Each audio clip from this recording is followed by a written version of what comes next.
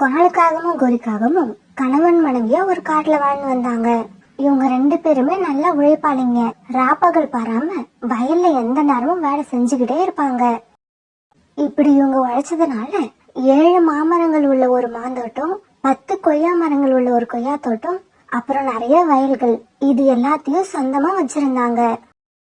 இது மட்டும் இல்லாம 2 பெரிய வீடு, ஒரு சின்ன வீடு, இப்படி 3 வீட்டுக்கு சொந்தக்காரங்களா இருந்தாங்க.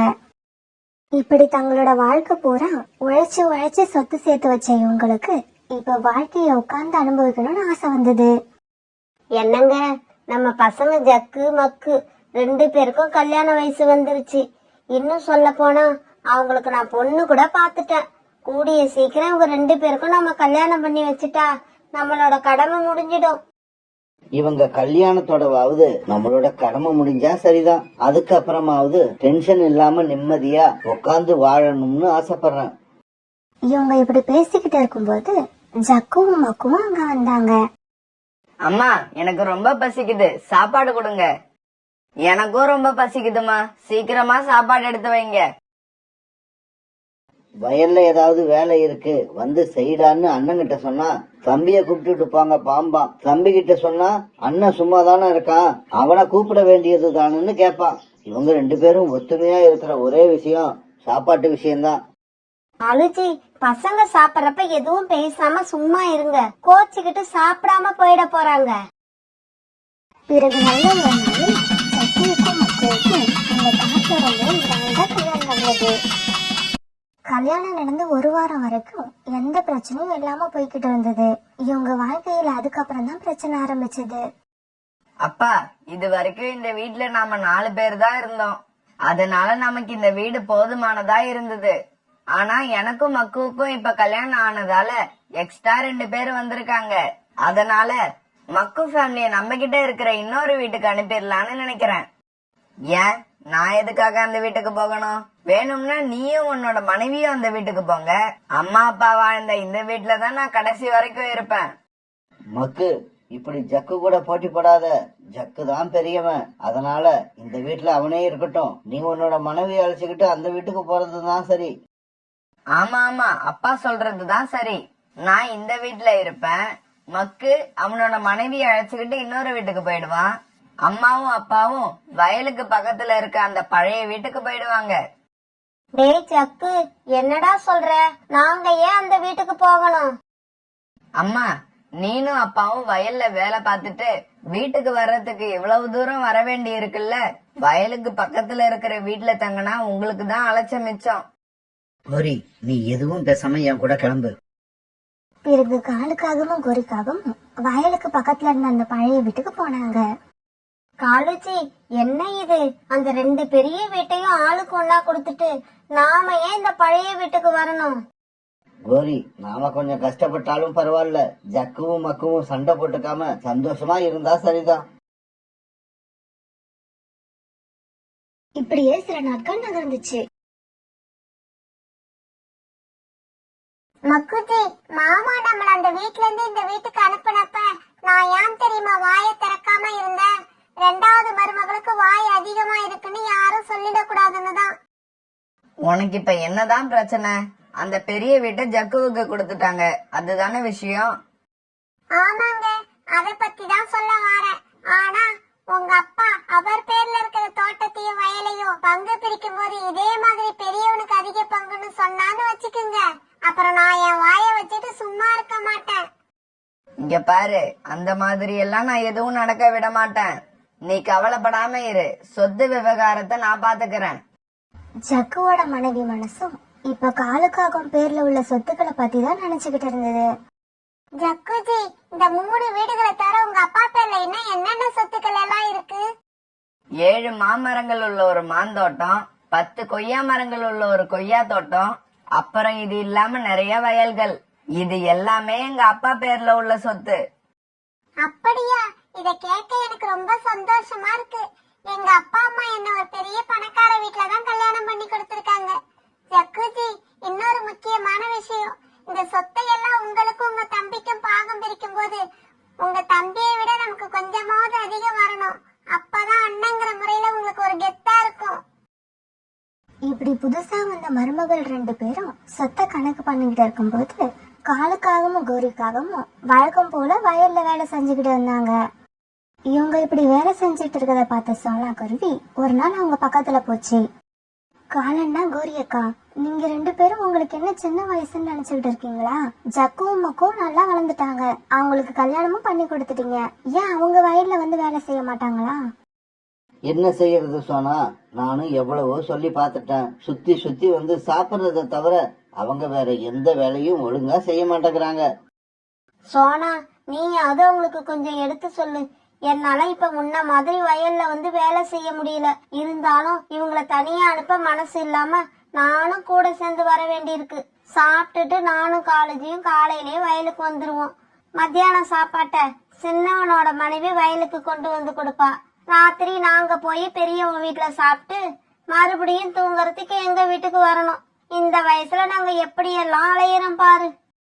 கோரி அக்கா, நீங்க 2 பேரும் இப்படி வேலை செஞ்சுக்கிட்டு இருந்தா ஜக்குவும் மக்கும் கடைசி வரைக்கும் திருந்த மாட்டாங்க. அதனால நான் சொல்றதை கேளுங்க. இன்னைக்கு இரவு உணவு சாப்பிட்டு நீங்க 2 பேரும் என் வீட்டுக்கு வந்துருங்க. நீங்க என்ன செய்யணும்னு நான் அப்ப சொல்றேன்.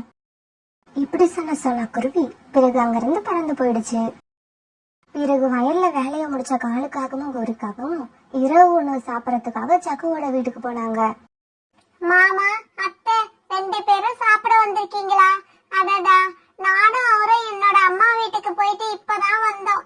அப்புறம் நாங்க 2 பேரும் அங்கேயே சாப்பிட்டுட்டு வந்துட்டோம். நீங்க இன்னைக்கு ஒரு நாள் சின்னவங்க வீட்டுல போய் சாப்பிட்டுக்கோங்க. நாளையில இருந்து இங்கேயே சாப்பிட்டுக்கலாம். பிறகு காலுக்காகவும் கோரிக்காகவும் மக்குவோட வீட்டுக்கு போனாங்க. இந்த கதை உங்களுக்கு பிடிச்சிருந்தா லைக் பண்ணுங்க, ஷேர் பண்ணுங்க, அப்படியே சப்ஸ்கிரைபும் பண்ணிடுங்க. மக்கு மக்கு, நானும் அப்பாவும் வந்திருக்கோண்டா. சீக்கிரம் கதவை தர, எங்களுக்கு ரொம்ப பசிக்குது. மக்குச்சி, என்ன இது? உங்க அம்மாவும் அப்பாவும் இந்த நேரத்துல நம்ம வீட்டுல சாப்பிட வந்திருக்காங்க. இருக்கிற சாப்பாடே கொஞ்சம் தான், அது உங்களுக்கும் எனக்கும் தான் சரியா இருக்கும். இந்த சாப்பாட்டை இப்ப நாம சாப்பிடுறதா இல்ல உங்க அப்பா அம்மாவுக்கு கொடுக்கறதா? அடடா, நீ ஏன் இப்ப கோவப்படுற? இரு, நான் போய் என்னன்னு பாக்குறேன். பிறகு மக்கு கிட்ட காலுக்காக ஜக்கு வீட்டுல நடந்த கதையை சொல்லுச்சு. அட என்னப்பா நீங்க இங்க சாப்பிட வரேன்னு முன்னாடியே சொல்லிருக்க கூடாதா? உங்களுக்காக நான் பெரிய விருந்தே ரெடி பண்ணிருப்பேன். டேய் மக்கு, விருந்தெல்லாம் ஒண்ணும் வேணாம்டா.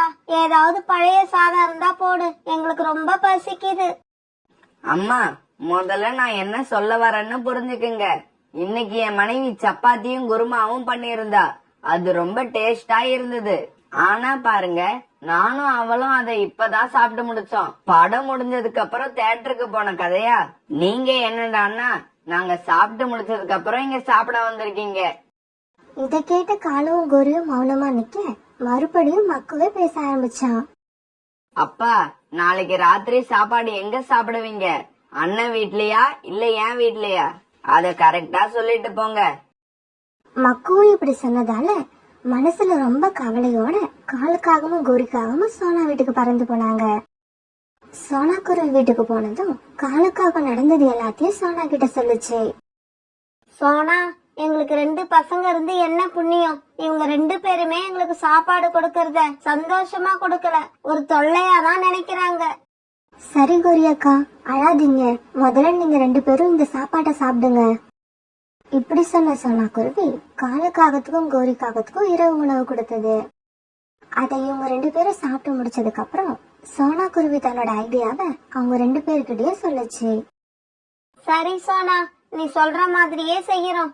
நாளைக்கு காலையிலேயே நாங்க கிளம்பி பக்கத்து காட்டுல இருக்க என்னோட தோழி வீட்டுக்கு போயிடுறோம். பிறகு நீ எப்ப சொல்லி அனுப்புறியோ அப்பதான் இந்த காட்டுக்கு வருவோம். மறுநாள் பொழுது விடிஞ்சிச்சு. மறுநாள் காலையில சோனா குருவி கிட்ட சொன்ன மாதிரி காலுக்காகவும் கோரிக்காகவும் கிளம்பி பக்கத்து காட்டுக்கு பறந்து போனாங்க. அன்னையில இருந்து ஜக்குவும் மக்கும் தங்களோட அம்மா அப்பாவை தேட ஆரம்பிச்சாங்க. எங்கெங்கயோ தேடி பார்த்தாங்க. கண்ணுல பட்டவங்க கிட்ட எல்லாம் விசாரிச்சாங்க. ஆனா யாருமே சரியான பதில சொல்லவே இல்ல. இப்படி இவங்க தேட ஆரம்பிச்சு 1 மாசம் ஆயிடுச்சு. அண்ணன், நான் அம்மாவும் அப்பாவும் இறந்துட்டாங்கன்னு நினைக்கிறேன். ஆமாண்டா மக்கு, எனக்கும் அப்படிதான் படுது. இதுக்கப்புறம் நாம அவங்கள தேடுறதுல ஒன்னும் புண்ணியம் இல்ல. இருக்கிற சொத்தை நாம ஆளுக்கு பாதியா பிரிச்சு எடுத்துப்போம். அண்ணா, நாமெல்லாம் பிரிச்சுக்கிட்டா கண்டிப்பா நமக்குள்ள சண்டை வரும். அதனால நான் சோனா ஆண்டிய கூப்பிடுறேன். அவங்களே வந்து நமக்கு கரெக்டா பிரிச்சு கொடுத்துருவாங்க. ஜக்கு, உங்களுக்கு வயல்கள் நிறைய இருந்தாலும் கிட்டத்தட்ட எல்லாம் ஒன்னா சேர்ந்துதான் இருக்கு. அதனால இத சரி பாதியா பிரிச்சு ஆளுக்கு பாதி எடுத்துக்கோங்க. 5 கொய்யா மரம் உனக்கு, அதே மாதிரி 5 கொய்யா மரத்தை மக்குவுக்கு கொடுக்கறேன். மாந்தோப்பியும் இதே மாதிரி ஆளுக்கு பாதியா பிரிச்சு எடுத்துக்கோங்க. பிறகு இப்படி வயல்களை பிரிச்சு கொடுத்ததுக்கு அப்புறம் 2 பேருமே தங்களோட வயல்ல வேலை பார்க்க ஆரம்பிச்சாங்க. ஜக்குஜி, நாளையில இருந்து வயலுக்கு நானும் வாரேன்.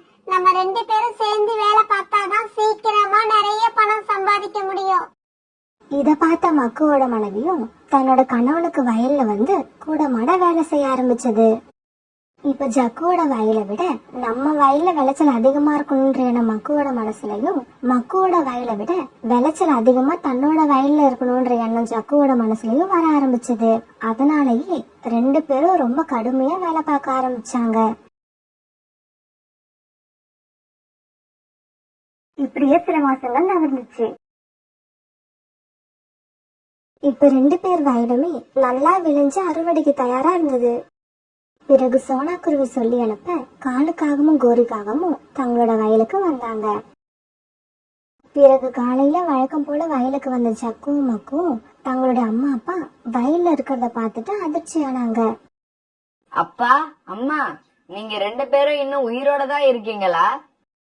அப்பா, நீங்களும் அம்மாவும் இறந்துட்டுதான் நினைச்சு நாங்க சொத்தை எல்லாம் வேற பாகம் பிரிச்சுட்டோம். என்னது, சொத்தை பாகம் பிரிச்சிங்களா? யார கேட்டுக்கிட்டு பாகம் பிரிச்சிங்க? மரியாதையா வயலை விட்டு வெளியே போங்க. இனி இந்த வயலை நாங்களே பார்த்துப்போம். அம்மா, நீங்க சொல்ற மாதிரி அவ்வளவு சீக்கிரமா எங்களால இந்த வயலை விட்டு போக முடியாது. ஏன்னா இந்த வயல்ல எங்களோட 3 மாச உழைப்பு இருக்கு. இப்ப திடீர்னு வந்து அறுவடை பண்ற நேரத்துல எங்களை போக சொன்னா எங்களால எப்படி போக முடியும்? என்னடா ஜக்கு, உங்களோட உழைப்புக்கு இந்த வயல்கிட்ட இருந்து நீங்க பலனை எதிர்பார்க்கறீங்கல்ல, அதே மாதிரி உங்க அம்மாவும் அப்பாவும் இத்தனை வருஷமா உழைச்சி உங்க 2 பேரையும் வளர்த்து ஆளாக்கி இருக்காங்க. அவங்களுக்கு நீங்க என்ன பலனை கொடுத்திருக்கீங்க? ஜக்கு, மக்கு, வெறும் 3 மாச உழைப்புக்கு நீங்க 2 பேரும் இந்த வயல் கிட்ட இருந்து நிறைய பலனை எதிர்பார்க்கும் போது, இதே மாதிரி உங்களை வளர்த்து இவ்வளவு பெரிய ஆளாக்கறதுக்காக நானும் உங்க அப்பாவும் எங்க வாழ்க்கை பூரா உழைச்சிருக்கோம். எங்க 2 பேரோட உழைப்புக்கான பலனை நாங்க எங்கடா போய் தேடுறது? ஜக்குவுக்கும் மக்குவுக்கும் நாம எவ்வளவு பெரிய தவறு செஞ்சிருக்கோங்கிறது இப்பதான் புரிஞ்சது. அப்பா அம்மா 2 பேரும் எவ்வளவு பெரிய பொக்கிஷன்னு அவங்க கண்ணுக்கு இப்பதான் தெரிஞ்சது. பிறகு ஜக்குவும் மக்குவும் ஒன்னா சேர்ந்து தங்களுடைய அப்பா அம்மாவை கடைசி வரைக்கும் சந்தோஷமா வச்சுக்கணும்னு முடிவு பண்ணாங்க. அவங்களோட இந்த முடிவு வெறும் வாய் பேச்சோட நிக்கல, செயலையும் காட்ட ஆரம்பிச்சாங்க. அம்மா அப்பா மேல உண்மையிலேயே அன்பு செலுத்த ஆரம்பிச்சாங்க. அம்மா அப்பா சந்தோஷப்படுறபடி அவங்களுக்கு சேவையும் செஞ்சாங்க.